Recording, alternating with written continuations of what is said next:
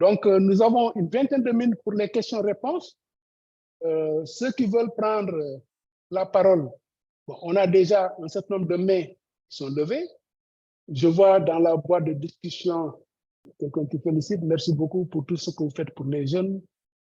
C'est très bien, mais il faut participer, les amis. Commençons par Pape Tanor Dieng. Pape Tanor Dieng, je vous donne le micro. Vous pouvez parler, Pape Tanor. Salam alaikum. Alaikum salam, Pape. Monsieur Abdoulaye Ndiaye, j'espère que vous allez bien. Très bien. J'ai beaucoup aimé l'exposé. Et je veux dire que vous avez soulevé des points très essentiels, surtout la partie étude approfondie, parce qu'une étude approfondie nous permet de pouvoir qualitativement et quantitativement atteindre nos objectifs. Maintenant, le souci que nous entrepreneurs, on a au Sénégal, c'est non seulement l'acte clientèle et l'écoulement. Quand je parle de l'acte clientèle, c'est l'aspect de maîtriser le client, de lui donner le produit et de le pousser à respecter le cadre d'affaires. L'autre aspect qui est très difficile, c'est l'écoulement. Parce que, par exemple, l'activité de poulet de chair, souvent, il y a des prix variables selon les conditionnements de production. Maintenant, les difficultés que nous avons, ce n'est plus l'aspect de trouver le client, mais c'est l'aspect de trouver le bon client, parce qu'à cause du prix de vente de certains acteurs. Et maintenant, si nous prenons en compte des influences internes et externes, des mortalités qui sont possibles, c'est ces genres de difficultés-là qui font que souvent, les entrepreneurs avicoles n'arrivent pas à s'émerger et le prix est très élevé en matière de matières premières. C'est vraiment ce que je voudrais dire par rapport à mon expérience. Merci beaucoup. Vous êtes dans l'aviculture, n'est-ce pas? Oui, dans l'aviculture d'une partie et dans l'électrotechnique dans d'autres domaines. D'accord. Et l'aviculture, vous faites poulet de chair ou bien vous faites les œufs? Poulet de chair. Poulet de chair, oui. C'est un secteur qui est très difficile. Oui. Mais c'est possible de se faire de l'argent, ça tout dépend de la taille. Quand on fait un petit poulailler, bon, on peut survivre. Mais à partir d'une certaine taille, on peut quand même commencer à gagner de l'argent. Et n'oubliez pas qu'au niveau du Sénégal, il y a un grand agriculteur qui avait créé la Sedima et qui est donc l'un des leaders en Afrique de l'Ouest, qui a même tenté d'investir en Afrique centrale. Je ne sais pas ce que c'est devenu, mais c'est quelque chose qu'il faut saluer. C'est un véritable entrepreneur. Très bien. Donc, on a aussi Alimatou et Cheikh Tidiane. Mais Alimatou, allez-y. Voilà, tu fais ça. Et bonjour tout le monde. En fait, je reconnais un peu le professeur, mais je ne sais pas si c'est le Césac qui est devant moi. Je suis une ancienne du Césac. C'est la voix que j'ai reconnue. Alors, merci beaucoup. Je suis très heureuse. C'est bien le Césac, tout à fait. Voilà, moi aussi, je suis du Césac. Je suis une ancienne du Césac, la première promotion. Voilà, je dois dire que depuis ma retraite, on est à la retraite tous. Hein, et je me vous suis, êtes au Sénégal ou bien au Sénégal. Je suis au Sénégal. Je me suis lancée, en fait, c'est difficile de se lancer dans la réalisation de projets au Sénégal parce que toute idée que vous avez est copiée par un autre parce qu'il y a très peu de créativité. Et pourtant, les idées existent, ce que vous avez listé, c'est des choses que nous savons, mais la faisabilité est difficile, soit parce que les moyens matériels ne sont pas, les moyens financiers ne sont pas réunis, ou la personne se dit que non, elle ne va pas réussir. Donc, elle se déculpabilise dès le départ.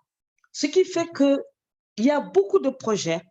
Et moi, ma préoccupation, c'est d'aller vers les jeunes, d'aider les jeunes, d'encadrer les jeunes dans le cadre de la formation du formateur. On s'est rendu compte qu'il y a trop de chômage et c'est des projets qui peuvent aider ces jeunes. C'est pour ça que moi, ma première idée, c'est de faire d'abord de la collecte de données à partir des quartiers. C'est ce que je proposais dans le mouvement associatif féminin. Je suis dans les associations de femmes et je disais qu'il faut qu'on fasse un travail parce que le visage de l'immigration, tous les jours avec ces accidents, ça nous interpelle, nous les parents, les sœurs, les frères, les amis. Donc, c'est un peu ça qui fait que moi, j'opte pour des projets pour utiliser la grande masse. Et je pense qu'il faut qu'on fasse un travail de fourmi, c'est-à-dire faire un recensement des besoins au niveau de chaque quartier sous la houlette du chef de quartier.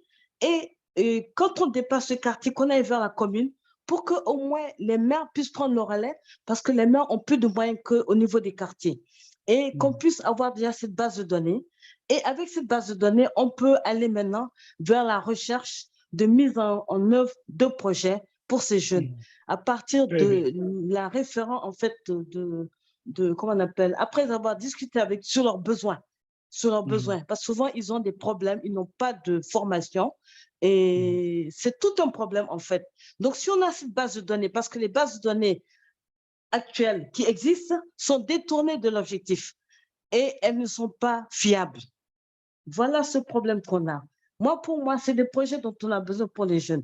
Et je dois rappeler que récemment, j'étais dans un projet avec des Canadiens pour initier des jeunes de filles de 8 ans à 18 ans pour les initier à l'intelligence artificielle à partir des projets de la communauté dans le cadre des 17 ODD. Donc, et vraiment, je dois dire que ça a été une expérience extrêmement intéressante. Les filles se sont régalées sur beaucoup de projets. Malheureusement, on n'a pas été promu, mais on a été encouragés.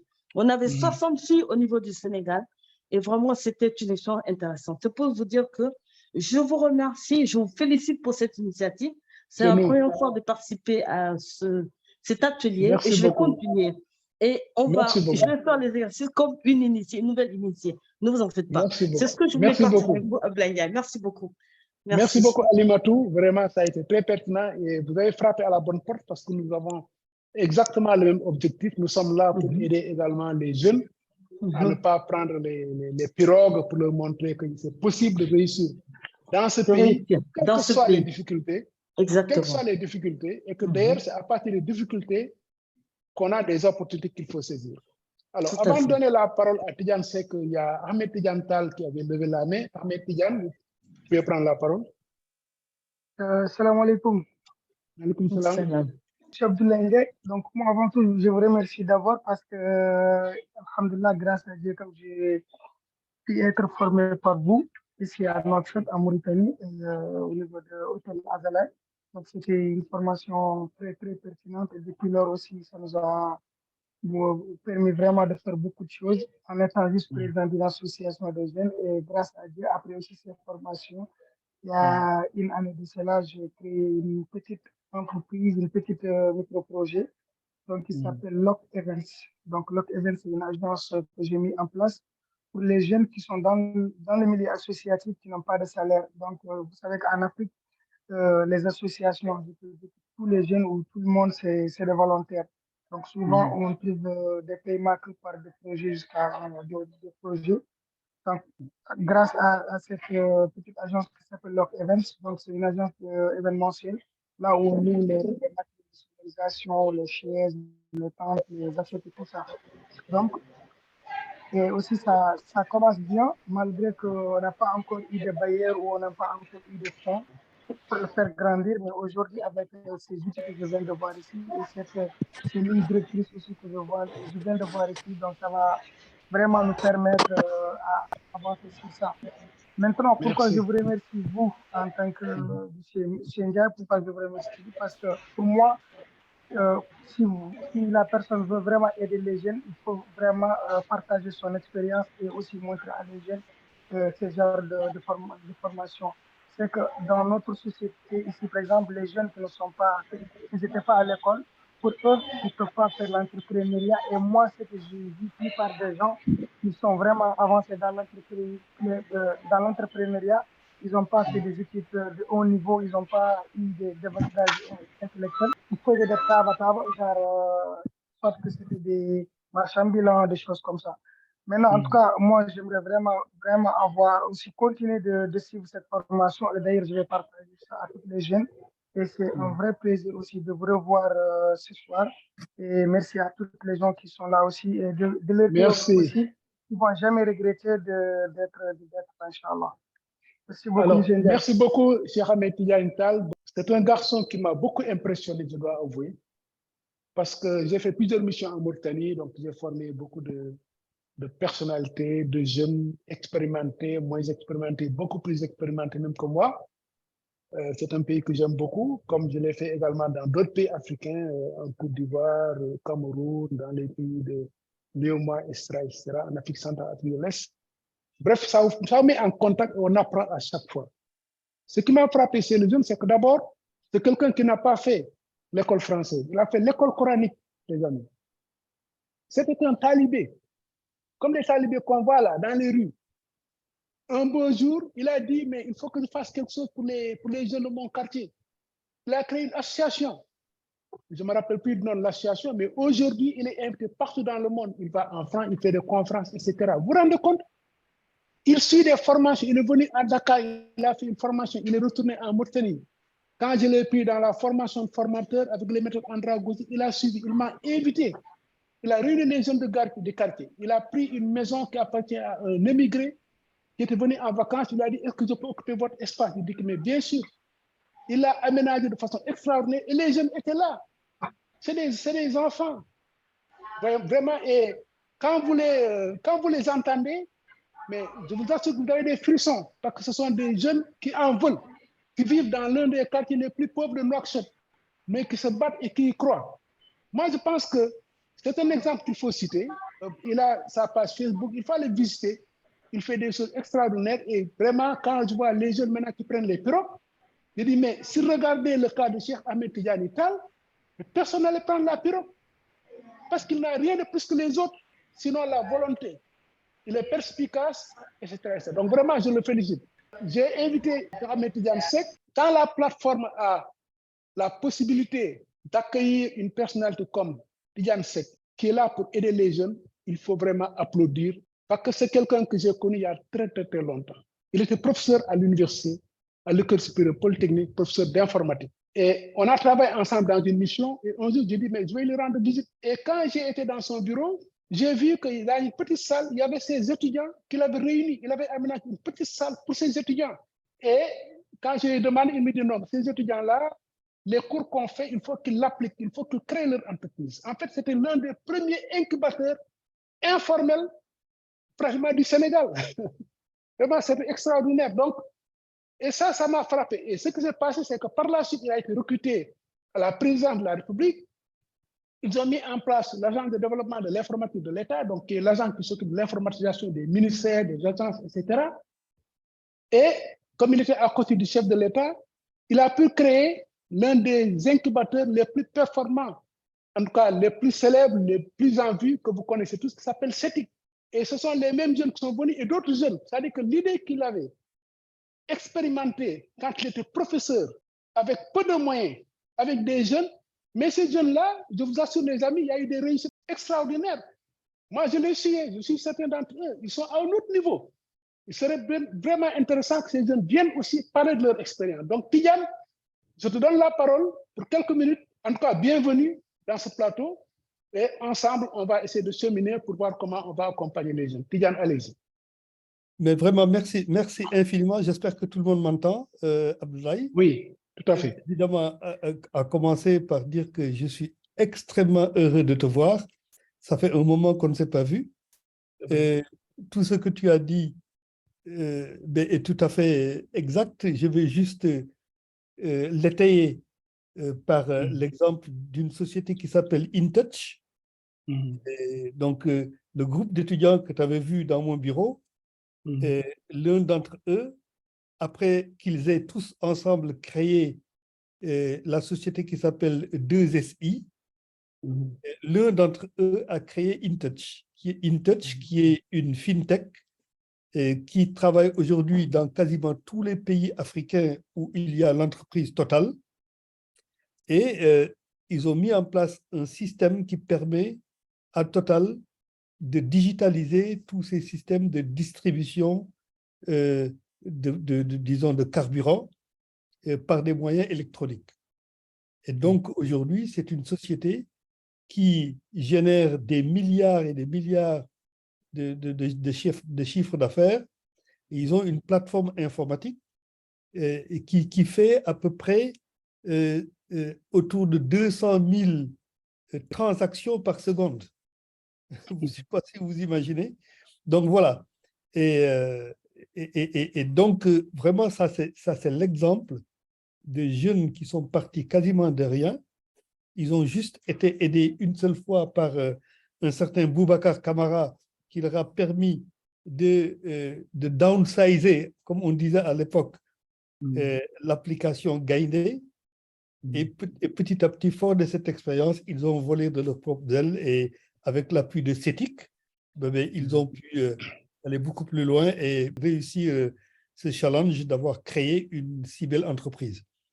Alors, pour rester dans le sujet d'aujourd'hui, effectivement, moi, j'ai deux soucis dans mon expérience d'accompagnement avec la création de start-up et d'entreprises.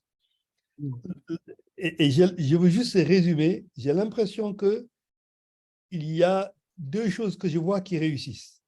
La première, c'est de rester sur un secteur existant. Par exemple, mettre en place un élevage de poulets. Ça, c'est des choses qui existent. Mais pour que ça marche, dans ce cas-là, il faut vraiment avoir des données. Avoir des données du marché, voir est-ce que le marché est saturé ou pas, bien connaître les prix pour voir est-ce qu'on peut avoir une démarche innovante pour être compétitif. Et c'est là où, même quand on choisit quelque chose qui n'est pas innovant, a priori, l'innovation peut venir dans la manière dont on va gérer quelques éléments de la chaîne de valeur ou de la chaîne de production. L'autre cas, c'est vraiment l'innovation pure et dure. Je prends un deuxième exemple parce que je suis très intéressé par ces questions-là. C'est la question des objets connectés.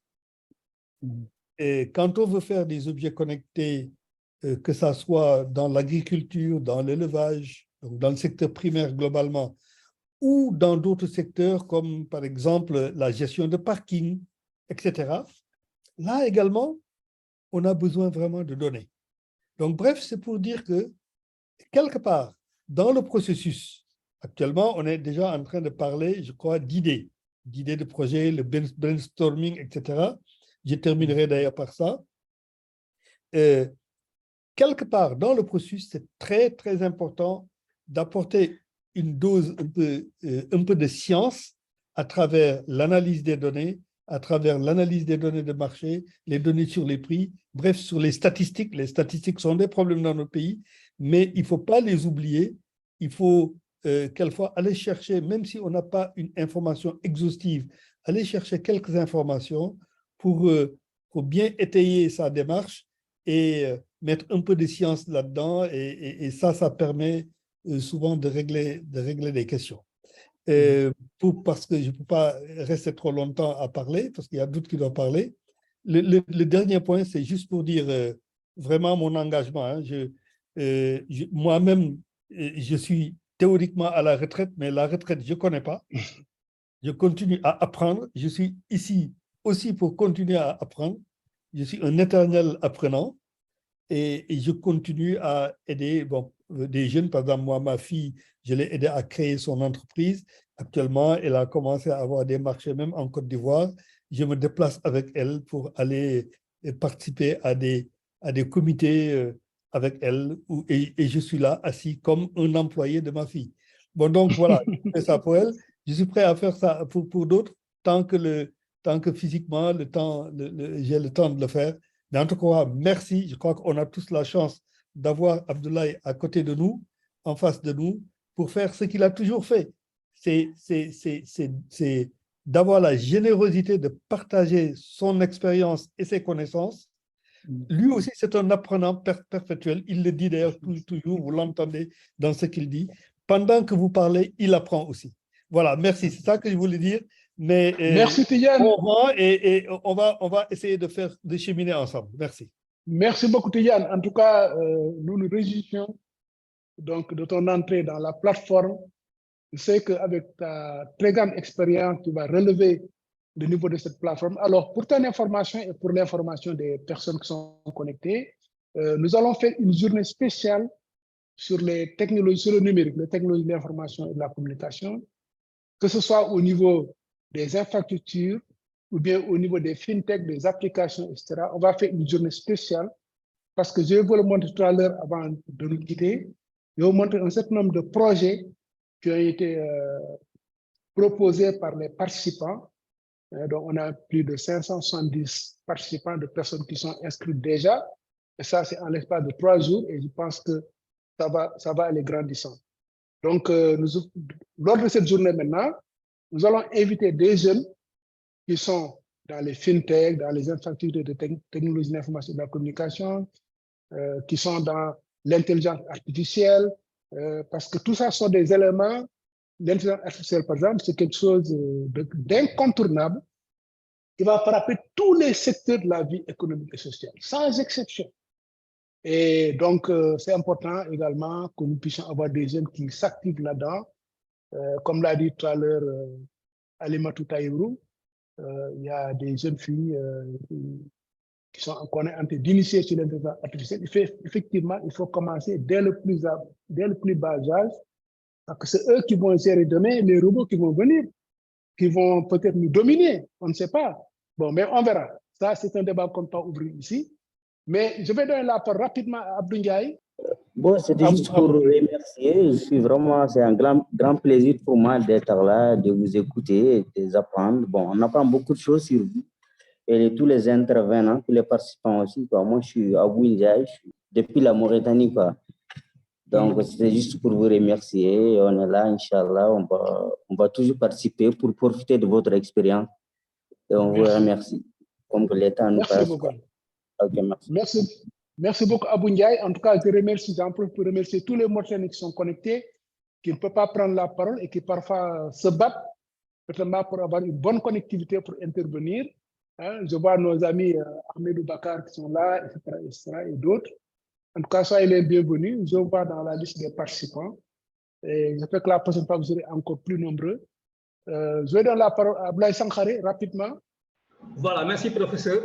Donc, dans notre expérience, on s'était un peu inspiré d'un projet que Breda avait initié dans les collèges pour apprendre aux élèves des métiers. Bon, nous, on a lancé, bon, évidemment, on n'avait pas pensé que ça n'allait pas intéresser les gens. On avait pensé ce qu'on appelle vacances métiers. C'est-à-dire que pendant les vacances, par exemple, que les élèves qui sont désireux aillent apprendre des métiers dans les entreprises artisanales. Bon, on avait marqué, mais après, on a pensé qu'il fallait toucher l'inspecteur d'académie pour que bon, le message passe. Donc, on va afficher un projet dans ce sens pour que voilà, ce soit mis en œuvre. Notre projet, c'est Petit Bonhomme, Petit Métier, parce que le BIT interdit le travail des enfants, mais il y a des travaux que seuls les petits-enfants font, par exemple le cirage, le rafistolage, le lavage de chaussures, etc.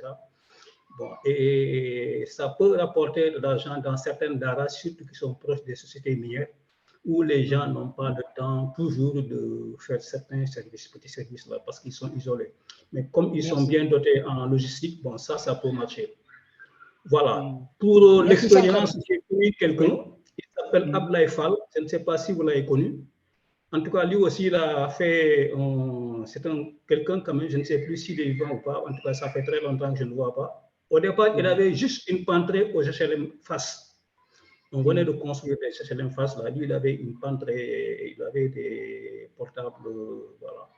Mais aujourd'hui, il a une grande école d'informatique qui s'appelle Easy, un supérieur d'informatique qui est sur Anta Diop. Oui, on connaît, tout à fait. On connaît. Voilà, je ne sais pas, en tout cas, c'est bon, c'est quelqu'un qui peut partager son expérience. Merci beaucoup. C'est un entrepreneur également. Donc, merci beaucoup, Ablaye Sankhare. Le dernier intervenant, Dakhir aussi. Oui, bonsoir, professeur. Bonsoir. Oui, bonsoir. Bon, avant tout, je vous remercie quand même de l'initiative. C'est Dakhir aussi, je suis formateur en développement local au niveau du centre de formation de Dao. Bon, pour le moment, j'aimerais juste vous remercier parce que, bon, on est confronté avec un problème de temps. Oui. J'aimerais quand même entrer dans les détails sur les idées de projet que vous avez déjà parlé et que les autres, en tout cas, ont déjà aussi parlé. Mais bon, peut-être prochaine fois, on va entrer dans les, dans les détails partagés, comme c'est un espace de réflexion. Et voilà, tout le monde devait en tout cas apporter en tout cas ses idées pour que ça soit beaucoup plus, en tout cas, enrichi en matière d'information. Voilà, c'était ça. Donc, je vous remercie infiniment. Merci beaucoup, Dakhirou. Donc, au niveau de la plateforme, nous avons 582 personnes qui sont inscrites dans cette plateforme. Et ça, c'est en l'espace de 3 jours, les amis. Dont 39% de femmes. La première fois, les femmes faisaient à peine 10%. Aujourd'hui, les femmes sont venues en masse. Parmi les personnes qui sont inscrites, 34% sont déjà en activité, ils ont leur entreprise. 28% sont sans emploi et les salariés, c'est 22%. Par rapport aux raisons qui vous motivent pour participer à la plateforme de formation, c'est que d'abord, vous voulez être formé. 22% sont intéressés par la formation. 16% disent qu'ils ont besoin, qu'ils cherchent un financement. 12% veulent être conseillés. Donc, ça fait déjà 33% plus du tiers. Il y a 11% qui cherchent des clients ou des marchés. Il y a 11% qui ont un projet. Tout en étant entendu que vous pouvez chercher un projet en même temps vouloir être formé. Si on jette un coup d'œil sur les projets, bon, je ne veux pas tout rentrer dans les détails. Vous voyez, par exemple, quelqu'un ici, c'est un projet qui se porterait sur la réalisation de cartes par des outils, systèmes d'information de gestion, SIG. Il y a l'agroécologie, il y a l'artisanat, il y a les poulets de chair, il y a les fermes intégrées. Il y a beaucoup de projets basés sur l'écologie. Et ça, je pense que tout le monde est sensible sur l'importance de ce créneau. Transformation de céréales, la prise en charge de personnes âgées, cabinets d'accompagnement, il y a aussi des cabinets de conseil, hein, etc. Constat agricole, la géomatique, l'intelligence artificielle. Vous voyez, tout ça sont des personnes qui sont là. Ici, transformation de produits locaux, exploitation de chaînes de valeur des nouvelles technologies de l'information, dans le domaine du BTP, des centres de formation, cabinet sportif pour le sport de santé, cabinet de conseil, l'agrobusiness, ceux qui veulent être formés, accompagnés, de décrire avec plus de précision le projet, mais ça, c'est quand on fera le business plan. Et les problèmes que vous avez soulevés dans les discussions, à travers les problèmes de marketing et tout ça, sont des problèmes qu'on va aborder plus tard, mais dans le business plan. Pour le moment, nous préparons à l'entrepreneuriat et l'une des premières idées, c'est d'abord d'être prêt en tant qu'entrepreneur. On va maintenant vous accompagner dans la mise en œuvre à travers le business plan. Des gens qui veulent développer les relations commerciales entre le Sénégal et le Canada, c'est aussi l'intérêt de la diaspora qui est là. Voilà, donc tout ça sont des projets. Vous voyez, il y a la matière, il faut les appuyer. Ceux qui ont besoin d'appui, on mettra en relation avec les personnes adéquates qui vous appuient, etc. Donc vraiment, ça touche tous les secteurs. Il y a les entreprises de services, il y a les entreprises commerciales, il y a les entreprises de transformation, il y a les entreprises agricoles, tout y est. Il y a des personnes qui ne comprennent pas français. Et à la question, est-ce que vous voulez participer à une formation en Wolof, 16% ont dit oui, 84% ont dit non, parce que quand même, il y a d'autres Africains qui sont là, qui ne comprennent pas le Wolof. Et je verrai avec vous maintenant les personnes qui veulent parler Wolof. En fonction de vos disponibilités, moi, je suis disposé à prendre un jour de la semaine à 1 heure qui vous conviendra. On refera la formation en langue Wolof. Donc ici, vous voyez ici qu'au niveau du Sénégal, il y a les 2 tiers, c'est normal, hein, ils sont déjà inscrits. La Mauritanie, après le quart, c'est important. Ils sont véritablement venus en masse, ils ont activé leur réseau et c'est ça que je vous demande. La Mauritanie, il y a 3 jours seulement, 4 jours, on les a contactés. J'ai contacté certains qui ont mis ça dans les réseaux et de réseau à réseau, ils ont touché le maximum et les gens sont venus en masse s'inscrire. Il y a certains qui sont en France, aux États-Unis, en République du Congo, au Canada, la Côte d'Ivoire, le Togo, Cameroun, RDC, Tunisie, Bénin, Brésil, Burkina Faso, Burundi, Comores, Mali, l'île Maurice, le Maroc, le Rwanda et ici la Grande-Bretagne. Voilà. Donc, vous voyez que, les amis, ce qui va se passer d'ici les quelques semaines à venir, on aura de plus en plus de personnes qui vont venir de la France, notamment c'est la diaspora. La diaspora en Europe, pas seulement la France, mais aussi les autres pays européens, des États-Unis, mais également surtout des pays africains. Et c'est là où ça se trouve à l'intérêt. Et j'ai notre ami de la Côte d'Ivoire, je les ai contactés, s'engage en tout cas à diffuser l'information auprès d'autres Ivoiriens. Parce qu'avec la Mauritanie, par exemple, là, on a une masse critique où les Mauritaniens vont travailler avec d'autres Mauritaniens. Des experts mauritaniens pourront accompagner d'autres jeunes Mauritaniens qui veulent se lancer dans l'entrepreneuriat ou bien d'autres femmes mauritaniennes qui sont déjà en activité et qui voudraient améliorer leur business. Et j'aimerais que ça puisse être le cas pour n'importe quel pays africain. Comme je l'ai dit, ce type de formation-là, on l'a fait en présentiel dans une vingtaine de pays africains. Aujourd'hui, c'est véritablement en ligne qu'on fait la formation. Juste avant de terminer, il y a Alimatou qui avait levé la main avec instant. Alimatou, tu as une dernière chose à dire avant qu'on se sépare. Et voilà, excusez-moi, c'était pour vous féliciter de cette initiative. Je me retrouve et je confirme mon engagement parce que c'est tout ce que je fais, parce que je crois que maintenant, notre mission, c'est d'aider la communauté. Donc, je pense que nous allons continuer à marquer cet engagement de toutes parts. Moi, ce sera avec, je vais tirer le mouvement social féminin à s'inscrire parce que les femmes ont beaucoup de projets. Et je sais que ça va les intéresser. Et je vais également tirer les jeunes, c'est-à-dire au niveau des lycées. Il y en a qui sont certainement intéressés parce qu'à cause de leurs petites expériences initiales avec l'entrepreneuriat. Je pense que c'est bon. Il y a vraiment... Et je félicite également Tigansek que je retrouve avec plaisir. Je suis tellement contente que je ne sais pas. Je ne m'y attendais pas et je suis très heureuse aujourd'hui. Très heureuse. Je me retrouve dans mon élément. Et je suis à votre disposition pour tout, parce que pour encadrer ces jeunes, je pense que nous sommes là pour ça. On peut faire beaucoup de choses dans ce domaine, parce que chacun de nous a des expériences variées. Je vous remercie. Alors, c'est très bien, Alimatou. Merci beaucoup. Tu nous inspires beaucoup, tu nous encourages également avec ton engagement. Alors, il y a Aïssata Ngaïdé. Aïssata, vous avez la parole. Oui, allô, assalamu alaikum. Alaikum salam, rahmatullah. C'est Aïssata Ngaïdé, je suis sénégalaise d'origine, mais je suis en France, de la diaspora. Ah, d'accord. Voilà, je suis entrepreneur. Je peux dire peut-être, j'ai eu pas mal d'expérience au Sénégal et je suis ravie d'être là parmi vous et je suis vraiment contente aussi de vous avoir comme professeur qui va nous former et nous aider à faire nos projets. Voilà, comme je le disais, je suis présidente d'une association au niveau du Sénégal et association des femmes, des jeunes femmes. Et j'ai aussi j'avais une entreprise au Sénégal et j'ai eu pas mal d'expérience. Et je peux dire que j'ai eu un mauvais souvenir d'entrepreneuriat au Sénégal. Et maintenant, je suis là en France et j'aimerais vraiment cheminer avec vous dans la plateforme pour pouvoir vraiment évoluer dans l'entrepreneuriat et aider mes jeunes sœurs. Voilà, merci beaucoup et je vous tends vraiment la main. Merci. Merci beaucoup, Aïssata. Merci beaucoup, Aïssata. En tout cas, nous souhaitons la bienvenue dans cette plateforme. Nous avons besoin de votre expérience en tant que membre de la diaspora en France, qui a un pied au Sénégal.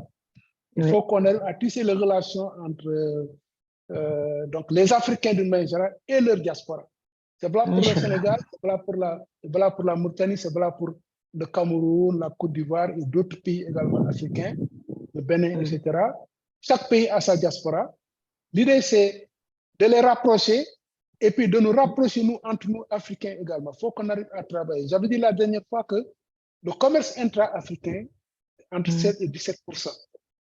Le commerce intra-européen, ça tourne aux alentours de 67%. Donc, nous avons la matière. Nous devons développer nos relations d'affaires entre Africains. Et c'est ça aussi l'un des objets de cette plateforme qui va bénéficier à tout le monde. Avant de terminer, je vais juste lire quelques éléments donc, de la boîte de discussion.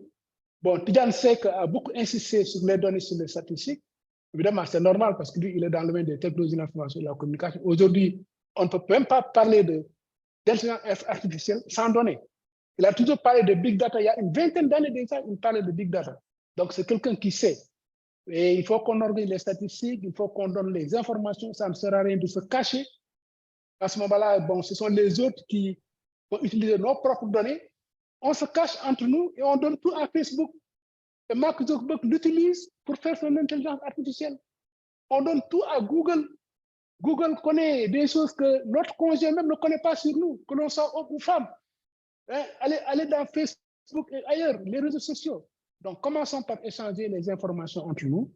Et il y a ici Bakary Dabo qui dit que nous aimerions connaître les contacts des participants des autres pays pour tisser des réseaux. Effectivement, c'est un peu ça l'objectif.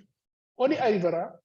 Pour le moment, j'encourage les autres pays à venir en masse joindre cette plateforme. Hein, je m'attends d'ailleurs à avoir un expert camerounais que j'avais formé il y a une vingtaine d'années, qui est devenu un grand expert, il m'a même dépassé. Et on a échangé hier. Vraiment, je croyais qu'il allait venir, mais peut-être que Jean-Marie, je ne sais pas si tu es là ou pas, mais ce sera pour une autre fois. Il faudra te préparer quand tu verras cette vidéo-là. Tu sais qu'on a besoin de toi parce que tu connais bien l'entrepreneuriat, tu es un grand formateur au niveau donc, de l'entrepreneuriat, au niveau du Cameroun et même au niveau de l'Afrique centrale. Donc, voilà, et ça, on aimerait bien vous entendre. Alors, il y a Moussa Diouf également qui dit que c'est un étudiant de l'Université Gaston Berger, c'est la première fois qu'il suit ce type de formation. Hein, il regrette vraiment tout ça perdu. Non, ce n'est pas du tout perdu. Ce que vous apprenez dans les universités, vous allez l'utiliser, mais ça, c'est une formation pratique basée sur l'andragogie. Ce sont des adultes qu'on est en train de former, donc nous sommes obligés de prendre cette méthodologie-là, et c'est cette méthodologie qu'on a toujours utilisée depuis qu'on est au CESAC, il y a 40 ans, 30 ans, 40 ans, jusqu'à maintenant, et ça marche. Hein. Il dit que cette formation est tellement intéressante, surtout là où vous expliquez les mécanismes de création d'entreprise en soulevant les problèmes.